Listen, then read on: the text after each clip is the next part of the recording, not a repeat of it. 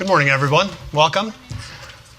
My name is Sean Howard. I'm the Global Managing Director of WPP's Government and Public Sector Practice. And for those of you who don't know what WPP is, we're actually the world's largest marketing and communication services network. We have 450 agencies globally, and we work with countries, we work with over 70 country governments. I today have the pleasure of introducing a study that we conducted with Adobe. It's the first global study on citizens' engagements with their government online services. And just by way of context for this report that I'll share the top line findings with, last year at Davos, my company WPP and our government team, we introduced something called the Leaders Report. And the Leaders Report is the first global comprehensive study of government communication professionals and leaders and their experiences in their current jobs, what their concerns are, how they're preparing for the future in government communications. And a few statistics that I'll share is 85% of those surveyed said that communication is not regularly involved in policy development. 75% said citizens are not actively taken into account in the decision making, and 60% said that communication tends to skew toward purely one-way organization to public communication.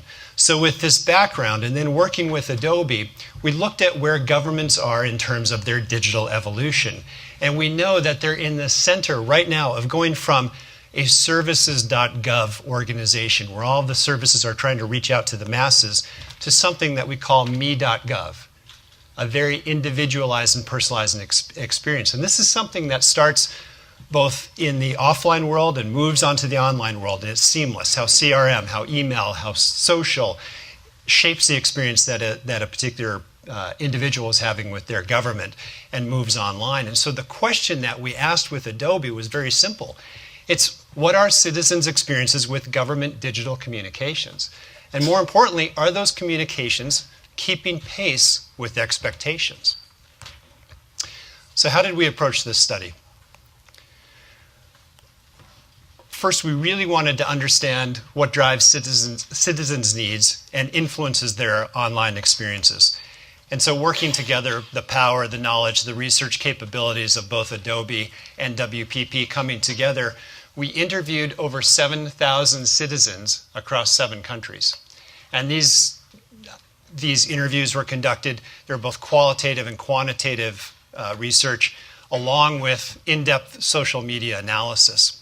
The 7 countries that we surveyed were the US, Canada, the UK, Germany, India, Japan, and Australia. So the report that we have, that at the end of this, I'd encourage everybody to go download.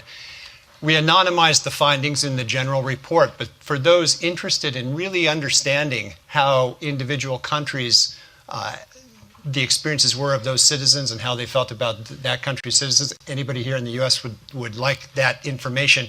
We have very detailed findings on the individual countries and report cards with specific actions as to the type of services and the enhancements that citizens would like to have from their government.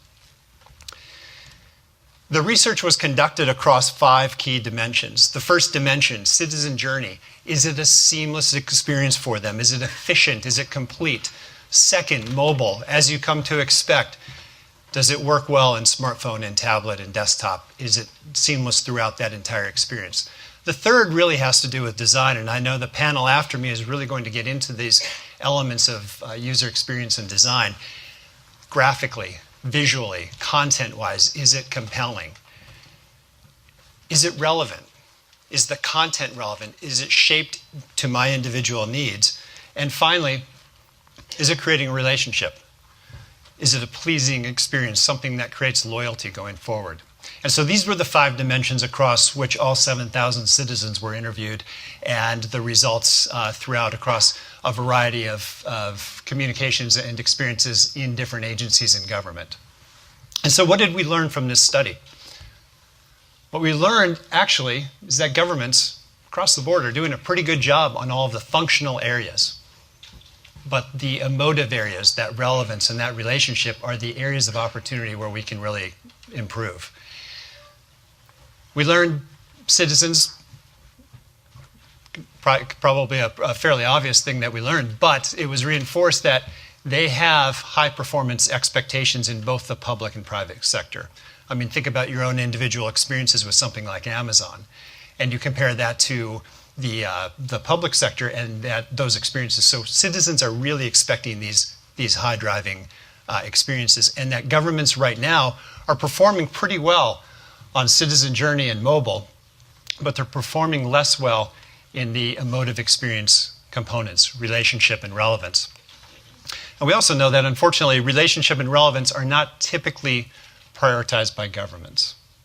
So this is truly an opportunity to begin to increase citizen trust by developing those particular capabilities. This chart here, anonymized findings again, but shows the functional areas starting at the top of citizen journey and mobile and moving down to the more emotional. And the color coding, the magenta color, are the areas that are the lowest performing. The black being average performing and the blue being the highest performing. And as you can see very visually, it's pretty quick to understand that the real opportunity for development are in those emotive areas, the relationship and the relevance and the design. In the individual country reports and the report itself, we really go deep into a lot of the services that government or that citizens will experience. So paying taxes, registering for health care, passport control, finding a job. And so within the reports themselves, across those 5 dimensions I mentioned, we go into much more detail about how are those services ranking relative to each other in an individual country and then throughout other countries in the world in this study. So why should governments care? Why is this important? I think everybody here is in this room because we do care. We understand that the more we can enhance the experiences online for a citizen, we can increase the uptake of online government services. Obviously, this drives efficiency and benefits for the citizens and the governments themselves. Secondly, it supports citizens to complete transactions more accurately. Again, cost savings, but increasing the trust and the efficiency with which citizens can engage the government. Third, it reduces the need for offline support. We're all constrained with the most precious of our commodity, our individual people. And by reducing that need for offline support, we can focus our attention to the folks that need those higher order support levels. Fourth, it increases optimization. It allows governments to continually measure and adapt services to the citizens' needs. And finally, it creates an ability to meet and exceed expectations, positioning governments as competent in delivering services in the 21st century. And then last, simply we're engaging citizens. We're engaging them in a way that they expect, not only in their dealings with commercial entities, but in their expectations for working with governments and increasing the trust throughout. So these 6 areas I think are very vital and very important to understand and why we are all here in this room today, why we're interested in how can we improve those experiences for citizens. So this is a very, very top line in only 15 minutes. So I'll take some questions, but I encourage everybody to go on to download a free copy of the report.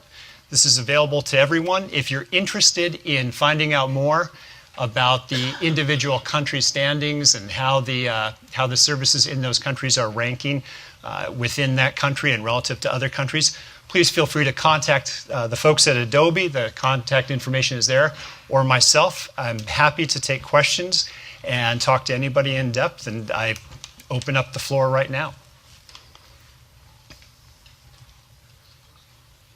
Any questions at all? Don't everybody rush. Hi, question here. Hi, I'm Mark Wine with the Department of Veterans Affairs.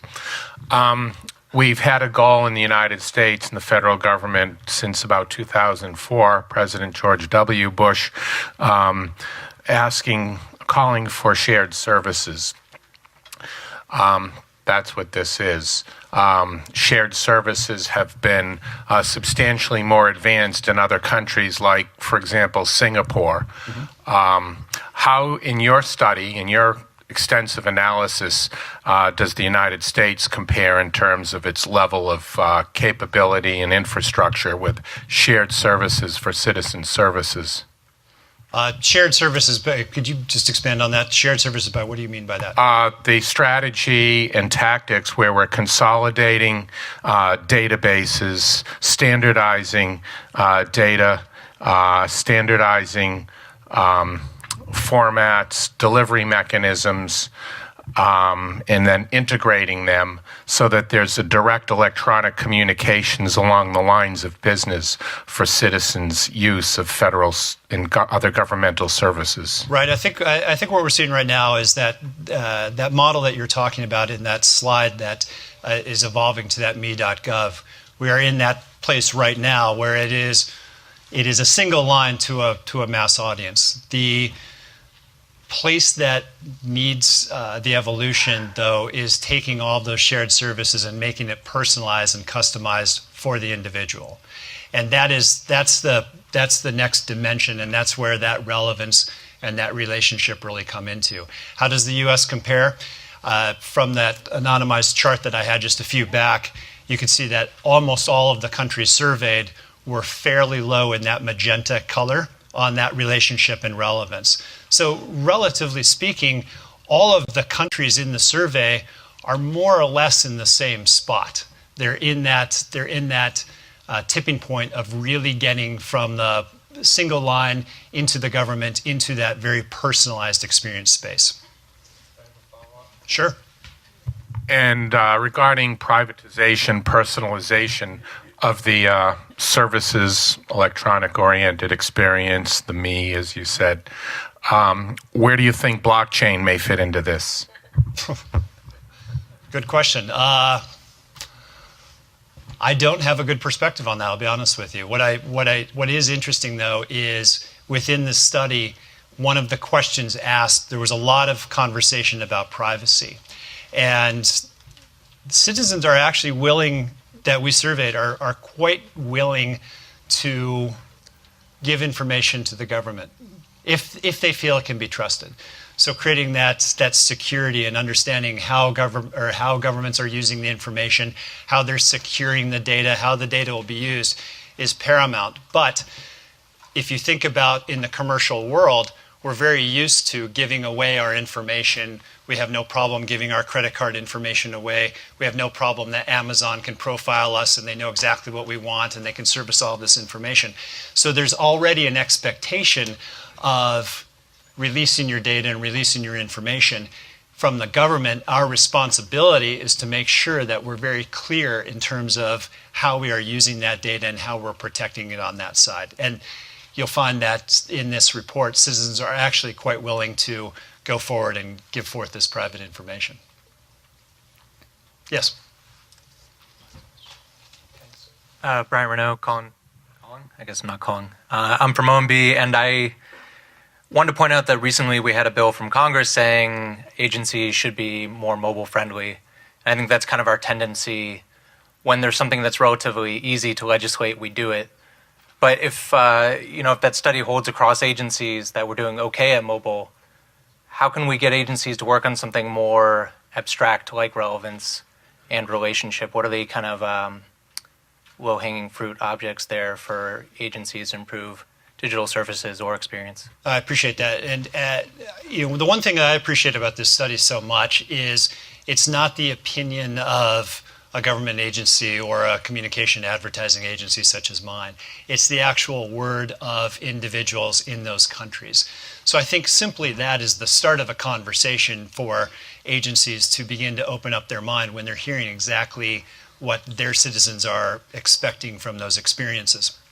The individual country reports that I mentioned have some very basic suggestions, recommendations, such as save and return later if you're in the middle of filing taxes or finding employment. Relatively easy functionality that I think when people see that the citizens are asking for this, here's some of the recommendation and best practices, it's not as much of a leap for government agencies to go from one place to the next, because we're not talking about necessarily radical change. We're talking about keeping pace with what people are already experiencing in their private lives.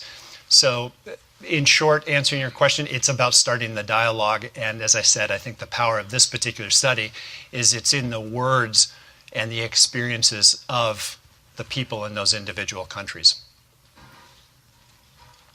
Okay, I think we're out of time, but I just want to thank you all very much. And please go and download the report, and I'm here afterwards for any questions. Thank you. Thank you.